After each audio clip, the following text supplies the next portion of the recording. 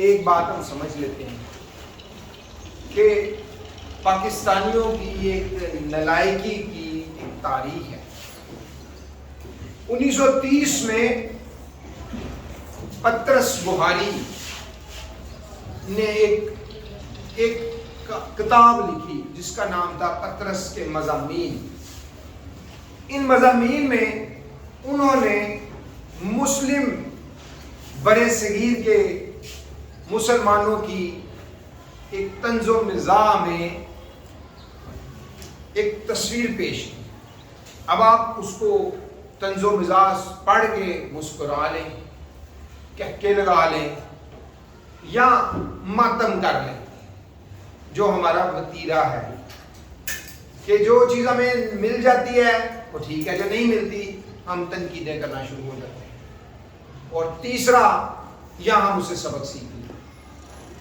ہمیں معاشی ترقی کے طور پہ 9th 10th کلاس میں پورا باب پڑھایا جاتا ہے، اس میں ترقی کے مختلف ادوار کے بارے میں بتایا جاتا ہے۔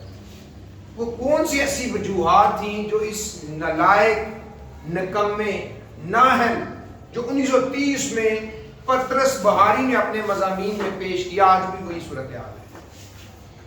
ہم صرف اس کو دیکھتے ہیں، اس کو پڑھتے ہیں صرف مذاق کے طور پہ یا ماتم کرتے رہتے ہیں۔ سیکھنے کے لیے ہم نے کسی اور کو یہ ڈیوٹی تفویض کر دی ہے، کیونکہ یہ بات آپ سمجھ لیں کہ پاکستانیوں کو، ہم پاکستان کو فرام ٹاپ تو اوپر سے نیچے تک ان کو بے وقوف بنانا بہت آسان ہے، لیکن ان کو یہ بتانا کہ آپ کو بے وقوف بنایا جا رہا ہے بہت مشکل ہے۔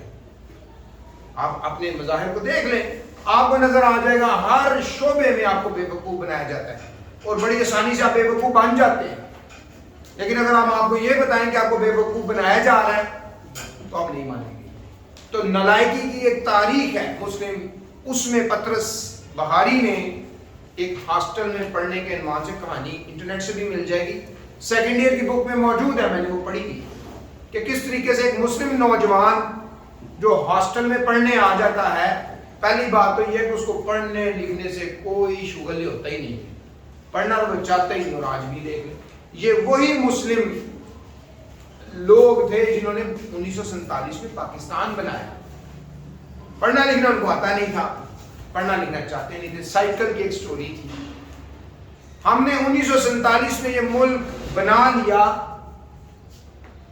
تو بچ کیوں گئے؟ بچ اس لیے گئے کہ جو انگریز افسران تھے ان میں سے کچھ نے طے کر لیا کہ ہم پاکستان میں رہ جاتے ہیں، کوئی کام کر دیتے ہیں، ورنہ پاکستانیوں کے جو بیوروکریٹس تھے ان کی تربیت ہی ایسے تھی کہ وہ غلام ہونے کی وجہ سے انڈر کام کرنا بہترین کام کر لیتے تھے۔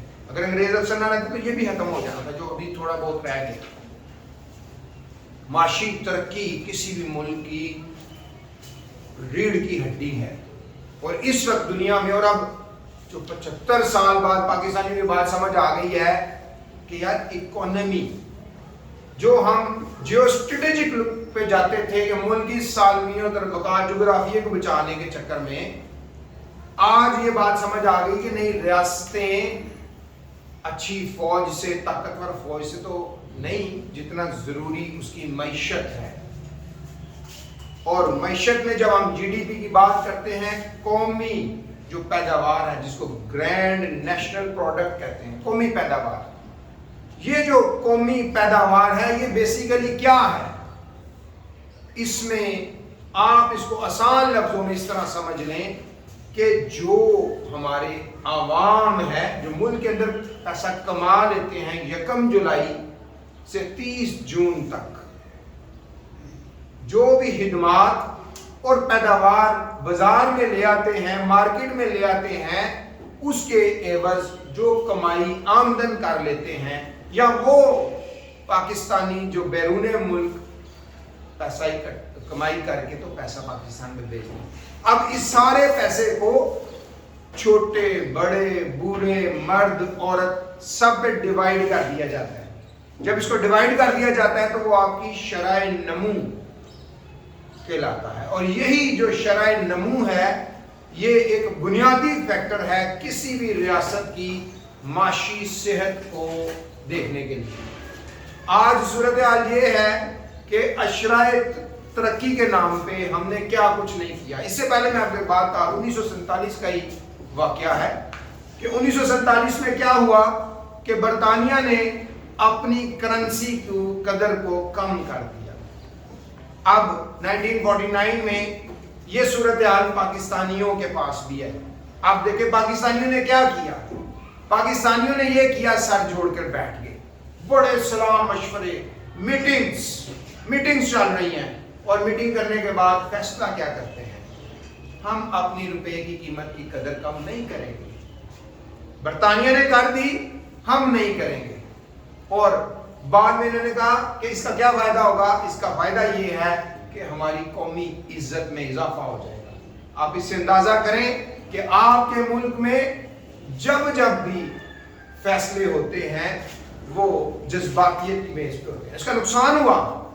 اب آپ نے اپنے روپے کی قدر کو تو کم نہ کیا، اب جو آپ باہر کے ملک سے امپورٹس کر رہے تھے وہ چیزیں سستی مل رہی تھی، آپ کی کرنسی کی زیادہ ہونے کی وجہ سے وہ چیزیں آپ کی مہنگی بن رہی تھی، تو کوئی ڈیفینیٹلی سستی چیز ہی خریدے گا نا۔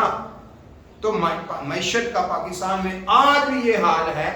ڈاکٹر محبوب الحق صاحب نے کتاب لکھی، اس میں انہوں نے یہ بات بتا دی کہ پاکستان میں جتنی بھی حکومتیں آئی ہیں، بروکریٹس آئے ہیں، پہلے تو بروکریٹس ہی ہمارے ویسے ہیں۔ پوری دنیا میں right man for the right job کا اصول ہے، یہاں پہ right man for the right job کا اصول کیا ہے؟ سی ایس ایس کرنے کے لیے آپ کے پاس گریجویشن ہونی چاہیے، بہت اچھا ہے کہ آپ کے پاس کوئی فورن ڈگری ہونی چاہیے۔ اب ایک شخص جو زراعت کا سیکٹری بنا دیا جاتا ہے، ہو سکتا ہے اس نے MBBS کیا ہو۔ ایک شخص جس کو پولیس کے محکمے میں بطور جو پولیس انتظامی افسر کے طور پہ جانا ہے، ہو سکتا ہے اس نے زراعت میں کچھ پڑھا ہو۔ Right man for the right job نہیں ہے۔ یہی وجہ کہ معاشی مسائل ہیں، یہاں پہ جادوگرز چاہیے ہر حکومت کو، کوئی جو دورس پالیسی نہیں ہے۔ موجودہ حکومت کی بھی بات آپ سن لیں کہ جب یہ 2018 میں عمران خان صاحب کی جو حکومت تھی آئی، چونکہ بڑی بڑی باتیں کی نہیں تھی، سوچ بچار تو کی نہیں ہوئی تھی، اب جب یہ آئے تو ان کو جو سب سے پہلا مسئلہ دیکھیں نا، اس سے پہلے بھی 2018 کے الیکشن سے پہلے جناب شاہد حقان عباسی صاحب نے قومی خزانے کو اس طرح لٹایا، کوئی نہیں بولے گا کیوں؟ کیونکہ اس ملک میں سارے ہی اس ملک کو کھانے نلائق ہے نا۔ ایک تاریخ ہے، پطرس بہاری سے بھی تاریخ آتی رہی ہے، ایک تو اپنی اوقات سے بڑھ کر خرچ کرتے ہیں، اتنی اوقات نہیں ہوتی جتنی یہ خرچ کر رہے ہوتے ہیں، طویل مدتی پالیسیاں نہیں بناتے۔ اب دیکھیں شاہد حقان عباسی نے کیا کیا، گورنمنٹ جا رہی ہے، کیئر ٹیکر گورنمنٹ کو ملک ہینڈ اوور کرنے جا رہی ہے، شاہد حقان عباسی نے یہ کیا کہ تمام وفاقی ملازمین کو 3 ماہ کی تنخواہیں دینے کا اعلان کر دیا۔ ہونا تو یہ چاہیے تھا، کوئی تو پوچھتا کہ بھائی ان کو 3 ماہ کی کیوں، آن ریکارڈ ہے، لیکن ان کو سب کو دیا گیا کیونکہ وہ چاہتا تھا، اس کو نظر آ رہا تھا کہ حکومت جو ہے مسلم لیگ نون سے لے کے عمران خان کو دے دی جانی ہے، تو ہم پہلے ہی خزانہ حالی کر دیتے ہیں۔ یہ تو حالت ہے، کیونکہ آپ کو تو بے وقوف بنانا ہے تو بنے بے وقوف۔ تو کیا ہوا، ملک کا خزانہ کوئی کسی نے نہیں پوچھا۔ آج سارے 3 ماہ کی تنخواہیں، تمام جو عسکری ملازمین ہیں انہوں نے بھی 3 ماہ کی تنخواہیں لی، وفاقی حکومت کے سارے بندے نے 3 ماہ کی موجے کی، خزانہ حالی ہو گیا۔ جیسے ہی حالی ہو گیا، عمران خان صاحب آئے، عمران خان صاحب وہی جو کرکٹ کی گراؤنڈ میں ہوتا ہے، کرکٹ کی گراؤنڈ اور ریاست کی گراؤنڈ مختلف ہے، یہ گاگ لوگوں کا کام ہے۔ انہوں نے پہلے کہا ہوا تھا میں خودکشی کر لوں گا، IMF کے پاس نہیں جاؤں گا۔ جناب اسد عمر صاحب جن کی کوالیفیکیشن کیا تھی، وہ بعد میں انہوں نے کہا میں تو بھائی مارکیٹنگ کا بندہ ہوں، میں تو ہے ہی نہیں معیشت دان، مجھے تو ایسے ہی وہی نا، جرنیلوں کے بچے بھی ہم پہ مسلط، سیاستدانوں کے بچے بھی ہم پہ مسلط، بروکریٹس کے بچے بھی ہم پہ مسلط، باہر کے ملکوں میں رہتے ہیں، کیونکہ ہم بے وقوف بنتے ہیں۔ تو جب اسد عمر صاحب وزیر خزانہ بنے تو انہوں نے کہا کہ ہم IMF کے پاس نہیں جائیں گے۔ وہ وقت تھا IMF کے پاس جانے کا۔ دیکھیں نا، جب آپ برف کا ایک گولا پہاڑ سے لڑکا دیا جاتا ہے نا تو وہ زمین تک پہنچتے پہنچتے بہت بڑا گولا بن جاتا ہے۔ ہماری معیشت کے ساتھ بھی یہی کچھ ہوا ہے۔ ہم گالی امریکہ کو دیں گے اور ہر پاکستانی ان کا وتیرہ ہے وہی جو ہمارا صدیوں سے مسلم برِ صغیر کے المیہ ہے، وہ آج تک ہم نے سیکھا نہیں ہے۔ یا ہم کہہ کے لگاتے ہیں یا ہم ماتم کرتے ہیں۔ سیکھنے کا کام ہم نے دوسری اقوام کو دے دیا ہے۔ باتیں ہماری کروڑوں کی ہیں، دکانیں ہماری پکوڑوں کی ہیں۔ تو جب نہیں کہ آئی ایم ایف کے پاس جانا تھا، معیشت تو ہے کوئی نہیں تھی آپ کے پاس، اتنے چوکے لگا چکے تھے معیشت کو، تو کیا وہ نقصان ہو۔ دوسرا جو کام انہوں نے یہ کیا کہ انہوں نے اپنی جو کرنسی تھی اس کو ڈاؤن کر دیا، روپے کی قدر کو ڈاؤن کر دیا۔ یعنی کہ آپ اس کو اس طرح سمجھ لیں، اگر آپ کے پاس 1,00,000 روپیہ ہے تو وہ 65,000 روپے بن گئے، یا آپ کے پاس 100 روپیہ ہے تو وہ 65 روپے بن گئے کہ جی اس طرح کرنے سے ہم کیا کریں گے، ہمارے ہاں جو امپورٹس ہیں وہ ہماری کرنسی سستی ہو جائے گی تو امپورٹس مہنگی ہو جائیں گی، چیزیں مہنگی ہو جائیں گی، ہماری لوکل پروڈکٹ بن جائیں گے، ہم ایکسپورٹ بڑی آسانی سے کریں گے، نہیں کر پائیں گے۔ آپ نے کس طرح ہم اس کے اوپر ایک تائرانہ جائزہ لیں گے۔ اب اس بات کو دوبارہ دیکھتے ہیں۔ 1947 کے 1949 میں ایک جذباتی فیصلہ کیا، روپے کی قدر کو انڈیا نے گرا دیا تھا، ساتھ ہندوستان نے روپے کی قدر میں کمی کر دی تھی۔ وہ دیکھیں انہوں نے تو اصول بنا لیا، ان کے جواہر لال نہرو نے 3 کام بنیادی کام اسی دن طے کر لیے۔ تو انہوں نے کہا تھا، انہوں نے ہر حکومت کو ایک روڈ میپ دے دیا تھا، کیا 3 کام کریں گے؟ آٹا کبھی مہنگا نہیں ہونے دیں گے، اس کو سستا ہی رکھیں گے، سائیکل کبھی بھی مہنگی نہیں ہونے دیں گے، اور سینما، جو سینما ہے اس کو کبھی بند نہیں ہونے دیں گے، کیونکہ عام آدمی یہ 3 ہی تفریحات ہیں، اس کو روٹی سستی مل جائے، اس کو سواری مل جائے وہ سائیکل پہ جائے گا، سستی ہوگی، اس کو سینما میں تفریح مل جائے گی۔ اب دیکھیں اس انڈسٹری سے فائدہ کیا ہوا، سینما کی انڈسٹری آج دنیا کی بڑی انڈسٹری ہے، کتنی انڈسٹریاں جو ہندوستان کی صرف سینما کی وجہ سے چل رہی ہیں، اور آج بھی دیکھ لیں ہالی ووڈ کے بعد بالی ووڈ دنیا کی بڑی انڈسٹری ہے، بڑی فلم انڈسٹری ہے۔ تو ہم نے کیا کیا، اور اس کے بعد ایک اور کام جو ہے جواہر لال نہرو نے یہ کیا کہ سکل ورک کو پروموٹ کر دیا۔ آج دنیا کی بڑی جو آئی ٹی کمپنیز ہیں ان کے 12 CEOs انڈینز ہیں۔ یہی آپ پڑھتے ہیں GDP میں کہ قومی پیداوار، آپ کتنی اشیاء کو پیدا کر سکتے ہیں، کتنی ورک فورس بنا سکتے ہیں، لیبر فورس بنا سکتے ہیں۔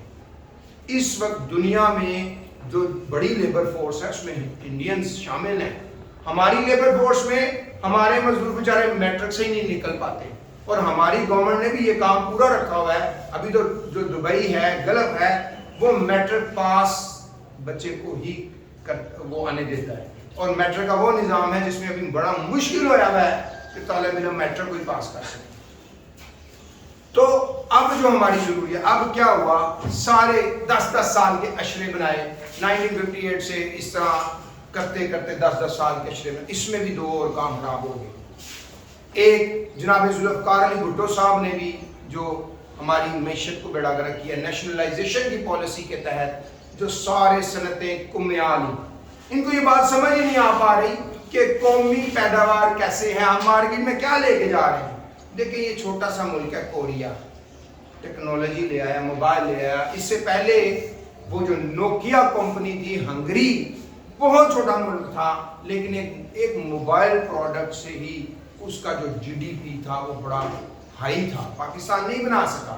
ہمارے ہاں 2005 میں جنرل پرویز مشرف نے چائنا کے ساتھ ایک آزاد تجارت کا معاہدہ، یہ چائنا ہمارا دوست ہے نا، اس وقت چائنا جو ہے صرف پاکستان کے ساتھ جو اس کی تجارت ہے وہ مور دین 20 بلین ڈالر کے قریب پہنچ گئی۔ ہم امپورٹ کر رہے ہیں اور ہم چائنا میں بیچ کر رہے ہیں 1.5 بلین، یعنی کہ 1.5 ارب ڈالر ہم ان کو ایکسپورٹ کر رہے ہیں، اور 20 ارب ڈالر کی وہ ہر سال ہمارے ساتھ تجارت کر رہے ہیں۔ ہمارے پاس کیا بچنا ہے؟ ہم تو اپنا جو زرعی مبادلہ ہے وہ کیسے کما رہے ہیں؟ یا تو ہمارے پاس کھیلوں کی صنعت ہے، یا ہمارے پاس تھا چمڑے کا، لیدر کا تھا، یا سرجیکل کا تھا، اور آج بھی سرجیکل کا ہے ہمارے پاس.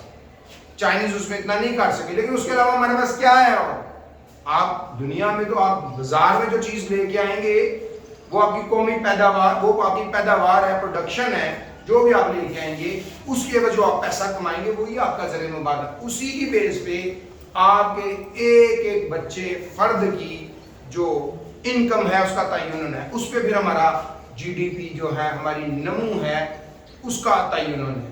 تو کر ہم کیا رہے ہیں؟ گاڑیاں ہیں، جتنی ٹوئیٹا، سوزوکی، ہونڈا کی گاڑیاں تھیں اس ملک میں، تو سارا پیسہ ہمارا ذریعہ مبادلہ باہر لے. ہم نے اپنے لوگوں کیوں نہیں بنے؟ پاکستان میں ایک جنرل موٹرز ہوا کرتی تھی، اس میں کوئی شک نہیں کہ یہ جنرل خاندان کی تھی. کہا یہ جاتا ہے کہ جو جنرل محمد ایوب خان کے خاندان کی تھی. دیکھیں نا، ڈاکٹر محبوب الحق نے بڑی اچھی باتیں لکھی، لیکن ایک بات ایسی لکھی جس میں نے لکھا کہ پاکستان کی دولت 25 خاندانوں میں مرتکز ہے، 22 خاندانوں میں، 22 خاندانوں میں. جنرل ذوالفقار علی بھٹو صاحب نے کیا کیا؟ انہوں نے کچھ نہیں کیا، انہوں نے 22 خاندانوں کو پکڑ لیا. جنرل موٹر اس وقت ہماری دنیا میں بڑی جو موٹر کمپنیز تھیں ان کے ساتھ کمپٹیشن کرتی تھی، لیکن ہم نے ان کو جب کمیال یا نیشنلائزیشن کر دی لوگ لے گئے. بیڑا اگر 1995 میں ہوا ہے، 1995 میں ہوا ہے، جب اس ملک میں ایک میوزیکل چیئر چالو. سب سے نلائکی کی ایک تاریخ ہے نا، نلائک لوگ ہیں ہم لوگ، غافل ہیں، سوال تو اٹھاتے نہیں، احتساب لیتے نہیں، نعرے بازی کرتے ہیں، جذباتی لوگ ہیں. 1995 میں 98 سے لے کے 99 تک 4 حکومتیں بدلی. بے نظیر بھٹو، نواز شریف، بے نظیر بھٹو، نواز شریف. بھائی یہ بے وقوفیت کی اس سے بڑا گلوانومیٹر اور کیا ہو سکتا ہے کہ ایک بندہ ایک دفعہ ناکام ہو گیا، دوسری دفعہ پھر آ گیا ناکام. اگر وہ پہلی دفعہ ناکام تھا تو دوسری دفعہ کیسے کامیاب ہو گیا؟ نواز شریف صاحب تو 3 دفعہ آ چکے ہیں، پہلی دفعہ بھی ناکام، دوسری دفعہ بھی ناکام، تیسری دفعہ بھی ناکام، اور جو صورتحال بنی ہوئی ہے چوتھی دفعہ بھی انہوں نے آ جانا. جو بے وقوف آدمی ہے وہی تو تجربہ کرے گا نا، بار بار ایک ہی تجربہ کرے گا.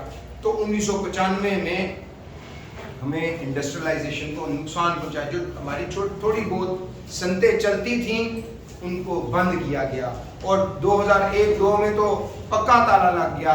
ایسی جو جنرل مشرف کے دور میں ایک ایسا آیا، پراپرٹی کی قیمتیں، ہر بندہ پیسہ لے کے پراپرٹی میں چلا گیا. آج بھی ہر کوئی بندہ پراپرٹی میں پیسہ کما رہا ہے، یہ سوچے سمجھے بغیر کہ بھائی اگر آپ اپنی قومی پیداوار کو نہیں بڑھائیں گے، اپنی لیبر فورس کو، اپنے جو ہیومن ریسورس ہے اس کو سکلفل نہیں کریں گے، تو پھر یقیناً یہ جتنی مرضی آپ زمینیں جائیدادوں کی قیمتیں بڑھا لیں، کل آپ کو ملک چلانے کے لیے گروی رکھنا پڑے گا اپنے آپ کو. تو پھر تو جب آپ گروی رکھیں گے، لوگوں کو بھوک کا جو ہے وہ روٹی نہیں ملے گی، تو پھر انارکی ہوگی.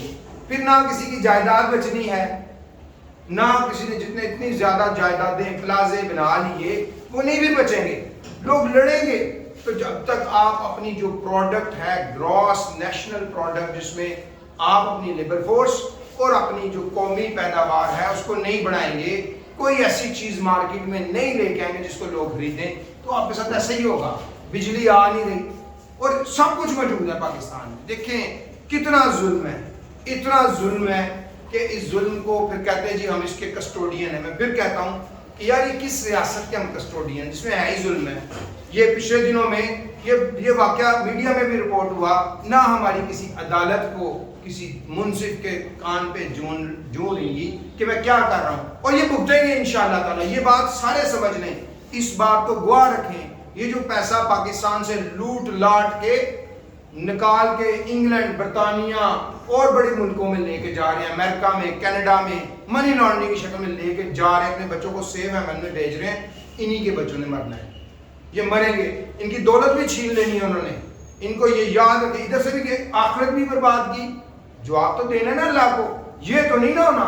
اللہ نے تو واضح کہا ہے میں ذرا برابر، فَمَن يَعْمَلْ مِثْقَالَ ذَرَّةٍ خَيْرًا يَرَهُ وَمَن يَعْمَلْ مِثْقَالَ ذَرَّةٍ شَرًّا يَرَهُ. بچیں گے یہ نہیں، ہم تو کوئی مسئلہ نہیں ہے. ہم تو یہاں پہ بول رہے ہیں نا، ایمان کا درجے کے مطابق بول رہے ہیں جتنی ہماری استطاعت ہے.